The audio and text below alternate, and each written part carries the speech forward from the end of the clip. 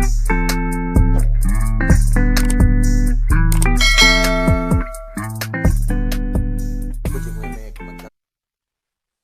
tadi masalah sistem belum diperbaharui jadi nggak bisa gabung. Jadi kita tunggu bintang tamunya buat ngajak gabung lagi di live ya. Buat teman-teman, mohon maaf ya ini ada sedikit masalah di sistemnya. Oke, kita ajak kembali bergabung bersama kita dengan bintang tamu kita yang cakep pada malam hari ini. Halo, ini masih ada masalah jaringan ya.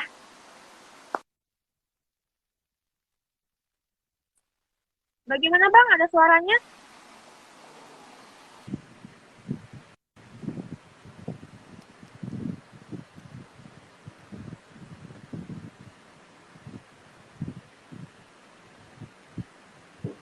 Halo?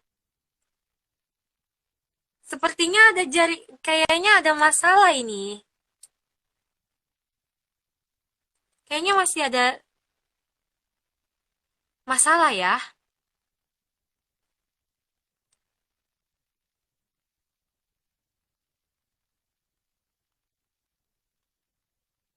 Bentar ya. Dari bintang tamunya ada masalah ya.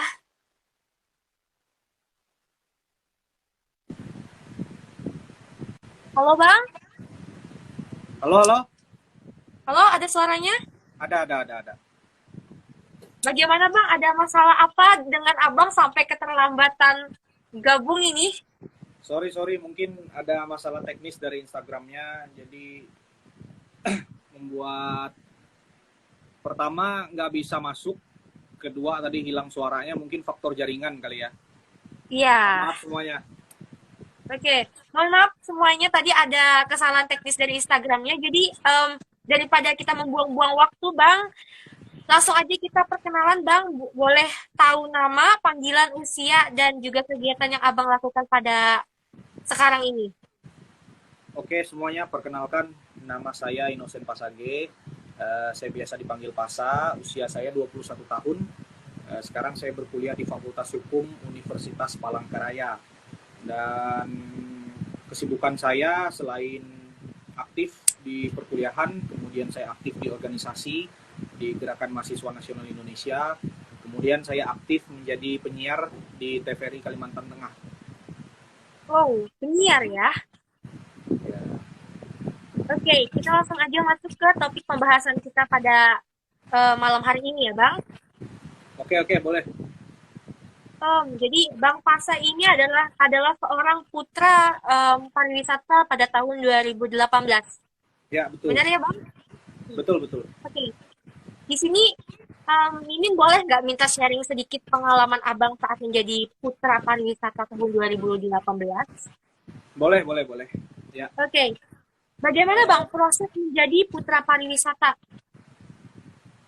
Baik, pertama saya ucapkan terima kasih ya atas kesempatan yang diberikan oleh admin Info PKY beserta rekan-rekannya. Kemudian saya ucapkan terima kasih juga kepada saudara-saudara saya yang sedang menonton live Instagram hari ini. Selamat malam semuanya, salam kenal sekali lagi, saya Pasa. Selamat menonton. Dan hari ini kita akan sharing-sharing tentang kepariwisataan dan organisasi.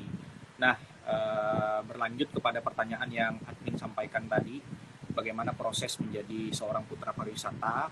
Pada hakikatnya pemilihan putra dan putri pariwisata itu diadakan setiap tahun di masing-masing wilayah kabupaten kota yang menyelenggarakan. Dan untuk proses pemilihannya sendiri tentu saja kita menjalankan administrasi melalui seperti pendaftaran yang tentunya memiliki berbagai macam syarat yang memang orientasinya kepada melahirkan sesosok putra atau putri sebagai ikon pariwisata dengan wawasan yang luas, peduli terhadap wisata, dan tentu saja memiliki niat untuk mengembangkan wisata. Jadi setiap pemuda yang memang ingin menggali potensi, kemudian mencintai pariwisata, baik itu putra maupun putri, sangat memiliki potensi untuk menjadi putra atau putri pariwisata, tinggal mendaftar saja. seperti itu. Namun pada belakangan ini semenjak pandemi COVID-19 terakhir kita adakan itu tahun 2019. 2020 kita tidak adakan karena memang terkait dengan kondisi pandemi saat ini, dan 2021 masih belum ada nih kabar-kabarnya. Tapi yang jelas kalaupun ada nanti pasti kita akan promosi sampai kita mendapatkan peserta-peserta yang memang memiliki niat dan potensi untuk menjadi seorang putra atau putri pariwisata. Seperti itu. Baik Bang, saat menjadi putra pariwisata, apakah Abang melewati seleksi Bang? Ya, menjadi putra pariwisata selain kita mendaftar, tentu saja melalui berbagai macam persyaratan, kemudian pengisian formulir. Ketika kita sudah mendaftar dan diterima, kita akan melalui berbagai macam seleksi. Pertama, tentang wawasan, kemudian tentang pengetahuan kita terkait dengan kepariwisataan, dan yang terpenting di dalam penyeleksian putra dan putri pariwisata ada yang namanya ide pengembangan wisata. Jadi masing-masing dari kita yang sudah lolos dalam pendaftaran dan kemudian dijadikan peserta di dalam seleksi itu ada yang namanya kita disuruh untuk membuat ide pengembangan, dan di dalam ide pengembangan tersebut tergantung kreativitas kita masing-masing. Setiap orang memiliki kreativitas masing-masing, setiap orang memiliki ide pengembangan masing-masing.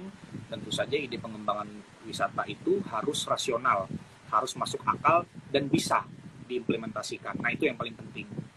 Jadi nggak main-main sebenarnya. Selain kita punya wawasan, pengetahuan, kita juga harus punya kreativitas untuk membangun potensi wisata yang ada di Kalimantan Tengah, terkhusus di Kota Palangkaraya. Oke Bang, jadi di sini ada teman kita yang bertanya nih. Jadi katanya untuk seleksi putra putri pariwisata Kalimantan Tengah, apakah harus murni Dayak dan menguasai 2-3 bahasa dari 252 suku Dayak? Untuk menjadi seorang putra dan putri pariwisata, terkhususnya di Kota Palangkaraya di Kalimantan Tengah, jadi pada dasarnya kan menjadi putra dan putri pariwisata ini merupakan ikon dari daerah itu masing-masing. Dan ketika kita menjadi ikon, kita harus bisa merepresentasikan daerah mana yang menjadi tempat kita untuk merepresentasikan daerah tersebut. Nah, terkhusus di Palangkaraya, Palangkaraya memiliki daerah masyarakat yang memang memiliki toleransi tinggi. Jadi siapapun orangnya, mau dia orang Dayak atau orang luar, dia bisa dan memiliki potensi besar untuk menjadi putra pariwisata di Kota Palangkaraya, asalkan dia mengetahui kebudayaan Kalimantan Tengah khususnya Palangkaraya, kemudian bisa berbahasa Dayak, dan tentu saja bisa berbahasa lainnya. Kalau saya sendiri ini aslinya Dayak Maanyan, jadi bisa bahasa Dayak Maanyan, kemudian Ngaju juga saya bisa. Gitu. Jadi tidak mesti harus orang Dayak, orang luar pun bisa asalkan dia mengetahui dan memiliki wawasan tentang pariwisata di Kalimantan Tengah, terkhusus di Palangkaraya. Seperti itu ya, Sa. Oh, oke. Jadi buat tanggung jawabnya, menurut Abang sebesar apa tanggung jawab menjadi seorang putra maupun putri pariwisata? Oke, berbicara tentang tanggung jawab, tentu saja menjadi seorang putra pariwisata ya konteksnya, karena saya putra. Iya. Tentu saja tanggung jawabnya luar biasa besar. Karena pemilihan putra dan putri pariwisata ini adalah salah satu pemilihan yang paling bergengsi yang pernah diadakan Kota Palangkaraya, karena langsung dibawahi oleh Dinas Kebudayaan dan Pariwisata.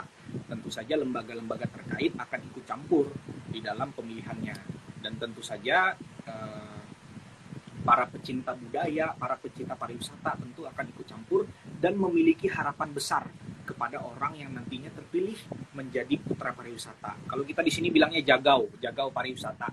Nah, orang yang menjadi jagau pariwisata ini memang terdengar sepele, terdengar simple, karena menjadi ikon, menerima tamu dan segala macam. Tapi percayalah kawan-kawan, selain kita mendapat gelar sebagai jagau pariwisata, kita juga mendapat relasi kemudian kita menambah literasi, kemudian kita memperbanyak referensi, yang akhirnya apa yang sudah kita kumpulkan tadi diakumulasikan menjadi ikon, diakumulasikan menjadi representasi dari Kota Palangkaraya itu sendiri. Kalau putra pariwisatanya bagus, keren, pintar, begitu juga orang luar akan memandang kota kita, terkhusus dalam konteks pariwisata. Jadi tanggung jawab yang kita pegang, tanggung jawab yang kita emban akan sangat besar, karena orang lain banyak berharap, orang lain banyak memberikan kepercayaannya untuk kita sebagai ikon dan putra dari kota pariwisata itu. Jadi tanggung jawabnya besar. Jadi harus terus mau belajar dan memperbanyak referensi dalam hal kepariwisataan seperti itu. Menurut Abang sendiri nih, hal yang paling berkesan saat Abang menjadi putra pariwisata itu apa, Bang? Hal yang paling berkesan Iya. apa ya? Sebenarnya kalau ditanya hal yang paling berkesan, semuanya berkesan. Tapi di balik semua yang berkesan pasti ada kan salah satu yang paling berkesan. Jadi kalau kita boleh cerita sedikit nih. Jadi dalam pemilihannya saja kita mendapat teman baru.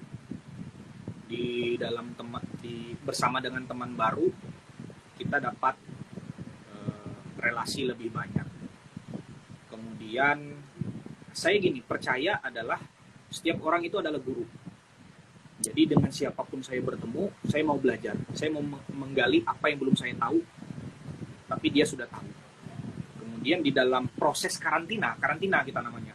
Karena 3-4 hari kita lakukan karantina itu setelah kita mendaftar tadi. Jadi di dalam karantina itu kita diberikan banyak materi tentang kepariwisataan tentunya. Kemudian kita berkenalan dengan orang-orang hebat di dalam bidang pariwisata. Kemudian kita juga diajak ke tempat-tempat wisata yang memang memiliki potensi luar biasa, terkhusus di Kota Palangkaraya. Kemudian akhirnya pada saat kita menjabat, kita itu memiliki moto. Menjabat 1 tahun, menginspirasi seumur hidup. Nah, itu dia, putra-putri dan pariwisata. Jadi, moto tersebut menjadi tanggung jawab moral. Nah, tanggung jawab moral itu sendiri akan terbawa terus kemanapun kita berlayar dalam maksud tertentu. Ketika kita bertemu dengan masyarakat, ketika kita bertemu dengan orang banyak, hal-hal yang sudah kita pelajari berkaitan dengan pariwisata, yang sudah kita dapatkan di karantina, itu menjadi tolak ukur tersendiri untuk mengembangkan kemampuan pribadi kita. Jadi ketika saya mengikuti pemilihan putra dan putri pariwisata, saya mendapat sekali banyak pelajaran.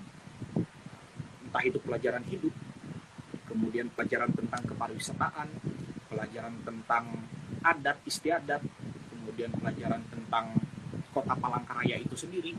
Jadi hal-hal berkesan itu selalu saya dapatkan. Jadi agak susah ketika ditanya hal mana yang paling berkesan, karena semuanya memang berkesan. Begitu. Jadi tidak ada ruginya, tidak ada tidak ada ruginya. Ikut dalam pemilihan pun tidak ada ruginya. Menang pun itu merupakan bonus dari Tuhan Yang Maha Esa, karena Tuhan sudah mempercayakan tanggung jawab besar itu kepada kita. Gitu. Oh, jadi jawaban Abang ini sungguh benar-benar sangat membuat saya sebagai admin maupun saya sebagai generasi muda sangatlah terinspirasi banget, termotivasi banget kayak gitu loh. Dan Bang, berbicara soal pengalaman dan kesulitan saat Abang menjadi putra pariwisata apa aja?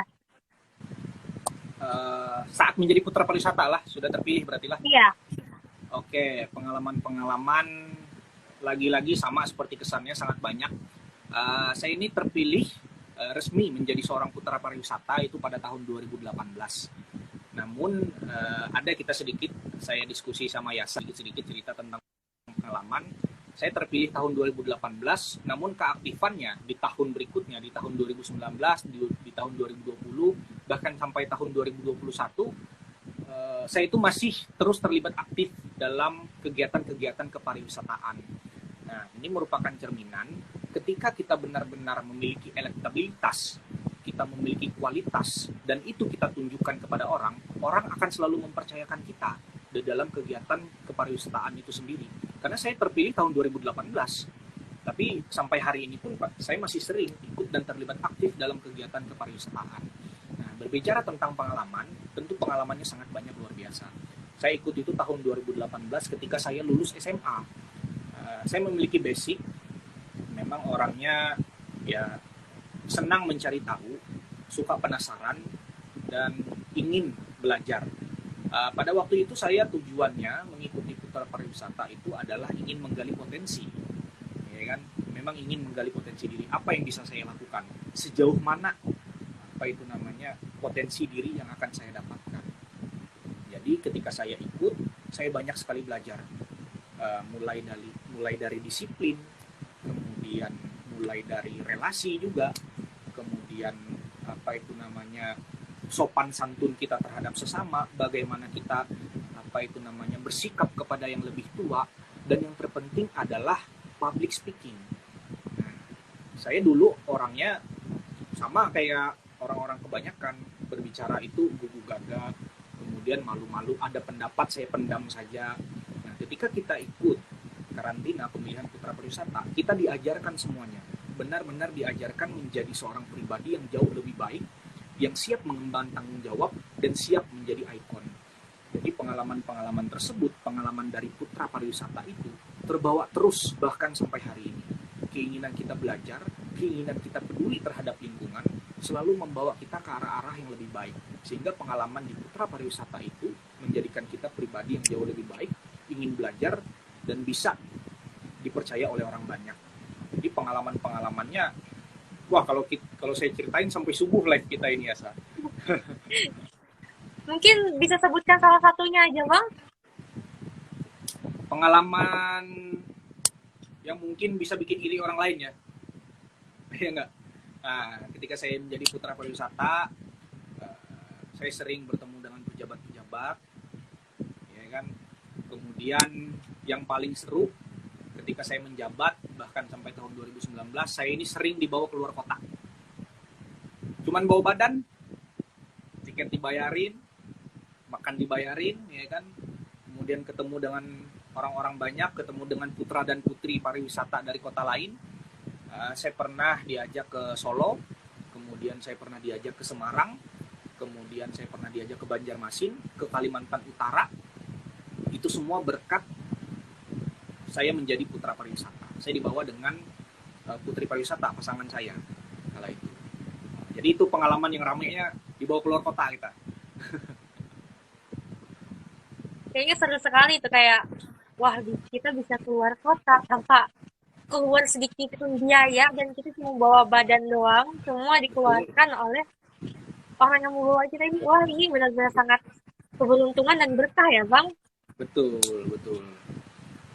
Dan juga tadi ada saya mendengar kalau Abang juga masih aktif saat kegiatan pariwisata yang di tahun 2019 maupun 2020. Nah, di sini saya pengen bertanya nih sama Abang. Apakah boleh nih? Boleh, boleh, boleh. Nah, apakah Abang nih gak, seperti alasan Abang mengapa gitu pengen menyalurkan tenaga maupun pemikiran Abang untuk pariwisata tahun 2019 maupun 2020, sedangkan Abang sebenarnya kayak Abang ini sudah masa jabatan aku sudah lewat, kenapa aku harus membuang tenaga dan pemikiran aku untuk memberikan kepada mereka yang mungkin nggak ada apa-apanya kayak gitu. Nah, apa alasan Abang kenapa pengen Abang ini pengen menyalurkan tenaga maupun pemikiran Abang kayak gitu? Oke, terima kasih pertanyaannya ya, Sa. Bagus. Jadi begini, ini semua tidak jauh dengan yang namanya passion. Passion ini kan berbicara tentang dedikasi. Saya adalah tipikal orang yang ketika sudah terjun ke satu tanggung jawab, saya tidak ingin berhenti di situ saja. Ketika saya sudah memutuskan untuk terjun dan terlibat, saya akan terus mengabdi.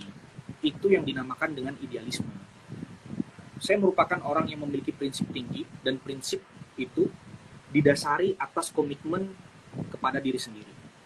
Jadi ketika saya sudah terlanjur terjun, ya kan, saya akan habis-habisan di sana.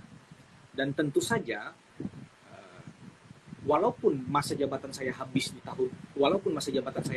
setahun setelah saya menjabat, tapi orang masih mempercayakan kita.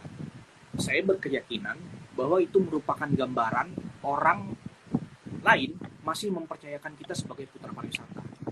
Itu kan artinya elektabilitas kita, kualitas kita itu masih diperhatikan oleh orang lain. Dan ketika orang lain masih menghitung elektabilitas kita, tentu saja kita akan memberikan yang terbaik. Nah, seperti itu juga saya ketika saya menjabat sampai saya sudah purna menjabat. Jadi ketika ada orang mempercayakan saya untuk kembali bertugas sebagai putra pariwisata, saya akan memberikan dedikasi saya sepenuhnya untuk dapat memberikan yang terbaik. Nah, ini juga menjadi pelajaran bagi kita semua. Ketika orang lain mempercayakan kita, ya apa itu namanya, pegang dengan erat-erat kepercayaan itu. Jangan sampai orang tidak percaya lagi. Karena kepercayaan ini kan yang paling susah kita dapatkan. Kalau orang sudah tidak percaya, susah kita. Jadi ya ketika saya, walaupun saya sudah tidak menjabat, tapi dipercayakan, saya akan ambil itu tugas. Tentu saja ketika saya tidak berkesibukan, baik itu sibuk kuliah atau sibuk organisasi. Saya pun juga memilih-milih, tidak langsung gas-gas terus, enggak juga. Tapi harus disesuaikan dengan kondisi kuliah, kondisi organisasi. Jadi disesuaikanlah. Tapi saya selalu berusaha memberikan yang terbaik. Gitu ya, Sarah. Oke. Jadi Bang, apakah nih saat Abang terpilih menjadi seorang putra pariwisata, apakah Abang pernah menyangka? Kayak sebenarnya, wah ternyata aku terpilih, wah ternyata aku dipilih orang, ternyata aku lolos. Nah, apakah Abang pernah menyangka seperti itu Bang? Uh, jadi begini, setiap orang mengikuti suatu pemilihan, apalagi yang bersifat kompetitif seperti pemilihan putra pariwisata, tentu memiliki banyak visi dan misi. Kenapa dia ikut? Ada yang memang ingin cari pengalaman, ya kan? Ada yang memang cari relasi. Ada yang pengen coba-coba aja. Ada yang memang dorongan orang banyak. Dan ada yang memang bertujuan untuk menang. Ada. Nah, kalau saya sendiri, waktu itu tujuannya adalah menggali potensi. Ya kan? Tapi menggali potensi, ini kan harus habis-habisan. Karena kerugian dan keuntungannya untuk diri sendiri. Ya kan? Jadi ketika saya mengikuti putra pariwisata, nothing tulus, tapi tetap memberikan yang terbaik. Segala sesuatunya saya persiapkan, saya maksimalkan, hasil akhirnya saya serahkan kepada Tuhan Yang Maha Esa.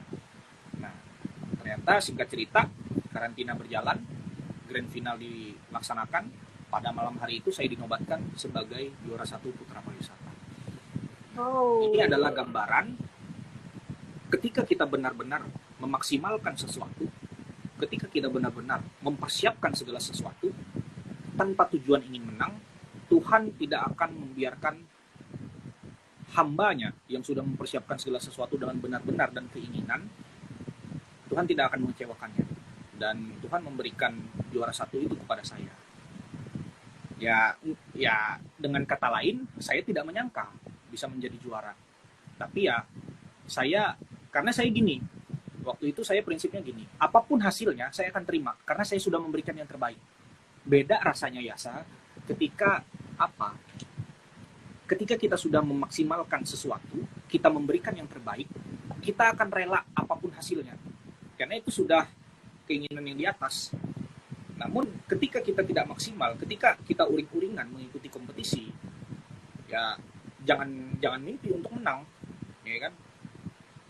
Karena pada fundamentalnya saja, pada dasarnya saja kita sudah tidak serius.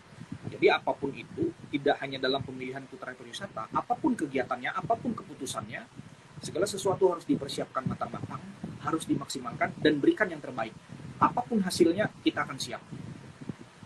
Urusan juara 1, urusan juara 2, urusan juara 3, itu Tuhan yang mengatur. Gitu ya, Sarah. Oke Bang. Selain menjadi seorang putra pariwisata, adakah hal yang pernah Abang raih? Prestasi apa yang pernah Abang raih selain menjadi putra pariwisata? Prestasi. Selain putra pariwisata, saya pernah ikut lomba-lomba ya, eh, dalam lingkup yang masih serumpun di dalam kepariwisataan. Saya pernah ikut model, itu juara satu juga tingkat nasional dulu. Kemudian saya pernah saya mewakili putra dan putri pariwisata Palangkaraya untuk bertanding lagi di tingkat provinsi. Saya mendapat juara 5 kalau tidak salah ya. Kemudian itu prestasi masih dalam lingkup pariwisata. Kemudian dalam lingkup lainnya, prestasi-prestasi dalam bidang olahraga misalnya, zaman SMA dulu aktif di futsal, zaman SMA juga saya aktif di paskibraka, saya menjadi pengibar dulu pas SMA. Kemudian di perkuliahan saya sempat pada semester 1 ikut basket, itu juara juga. Kemudian masih di lingkup perkuliahan juga, saya pernah ikut lomba debat hukum di Fakultas Hukum, itu juara 3 kalau nggak salah. Kemudian prestasi belakangan ini ya menjadi penyiar, itu saya nggak prestasi. Jadi penyiar di TVRI Kalteng. Untuk prestasi yang terakhir ya penyiar. Kenapa kan penyiar ini kan jauh dari kata mungkin prestasi abang yang lainnya. Kenapa abang pengen sih jadi penyiar kayak gitu? Nah, jadi ini keuntungannya. Nah, saya menjadi penyiar di TVRI Kalimantan Tengah itu masih ada kesinambungannya dengan saya menjadi putra pariwisata. Seperti yang saya jelaskan tadi, di putra pariwisata kita tidak hanya mendapat ilmu dari orang-orang yang berkompeten, kita tidak hanya mendapat teman baru, kita juga mendapat relasi. Nah, saya menjadi putra pariwisata itu berkat relasi saya. Saya ada teman di sana, ada teman kebetulan yang putri pariwisata juga. Nah, saya diajak coba ikut, ya udah ikut. Ada pelatihan sekitar sebulan sebelum kita siaran on air. Jadi semuanya itu karena relasi, bukan karena keinginan, karena relasi. Itulah pentingnya relasi. Nah, itu karena saya ikut putra pariwisata itu tadi. Oke, Bang, mengingat waktu kita yang terbatas, mungkin sebenarnya banyak banget yang pengen saya sharing dengan Abang. Terus saya juga pengen banget nih, mungkin kalau misalnya kita berbicara kayak gini, lebih dari 3 jam kita berbicara kayak gini ya, Bang. Ya, Jadi, sebelum kita tutup dan mengakhiri live kita hari ini, apakah Abang ada pesan atau harapan yang ingin disampaikan kepada teman-teman yang menonton live ini secara langsung maupun tidak langsung? Silakan disampaikan. apa ya? Pesan apa ya? Saya ini orang biasa sebenarnya, masih perlu banyak belajar juga.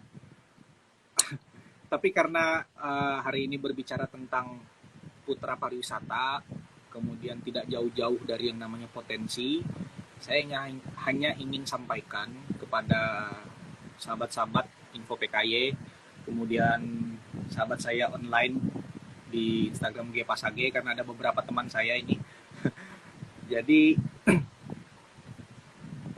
ketika kita memutuskan untuk terjun dalam suatu bidang, jangan sekali-kali mundur. Ketika kita memutuskan untuk terjun dalam satu kegiatan, jangan sekali-kali ragu. Coba habiskan segala macam ilmu, segala macam pengetahuan untuk diimplementasikan dalam suatu kegiatan yang sudah kita putuskan. Dan tentu saja, jangan sekali-kali kita menutup diri untuk belajar. Satu quotes dari salah satu orang terkenal, jadikan setiap orang adalah guru dan jadikan setiap tempat adalah sekolah. Jadi ketika kita ingin terus menggali potensi diri kita, selalu dengar pendapat orang lain, jangan meninggikan ego, kemudian selalu jadikan tempat ini sebagai wadah kita untuk terus berproses. Saya adalah orang yang percaya bahwa proses tidak akan mengkhianati hasil. Memang setiap percobaan itu pasti ada gagalnya, pasti ada salahnya, pasti ada missnya. Tapi percayalah, ketika kita sudah benar-benar memberikan dedikasi sepenuhnya, memberikan sesuatu dengan maksimal dan sudah mempersiapkan segala sesuatunya, Tuhan tidak akan mengkhianati hasil akhirnya. Itu yang saya percaya. Oke Bang Pasha, terima kasih atas waktu yang telah diluangkan dan diberikan.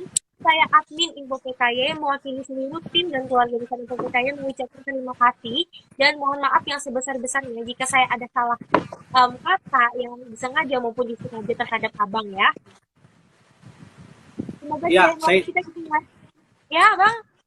Saya juga terima kasih untuk Yasa, kemudian kawan-kawan Info PKY, dan saya juga tidak lupa mengucapkan terima kasih untuk penonton-penonton yang sudah setia untuk ikut mendengarkan.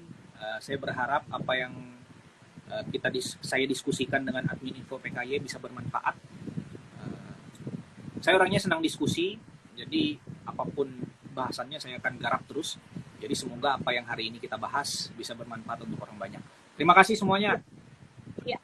Terima kasih ya Bang, semoga di lain waktu kita bisa live bersama kembali atau tidak, kita bisa ngobrol bareng nanti kalau di YouTube sudah berjalan dan berkembang ya. Terima kasih ya Bang. Terima kasih semua.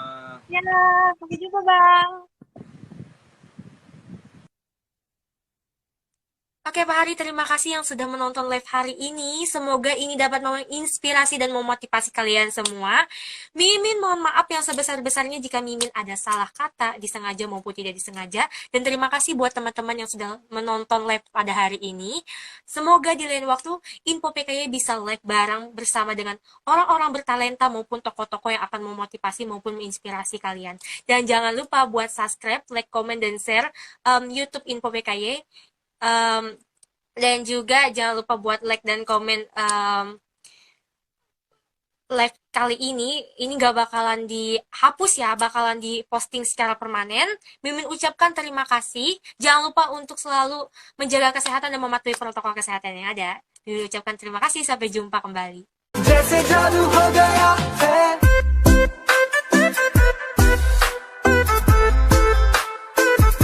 मिला जो तू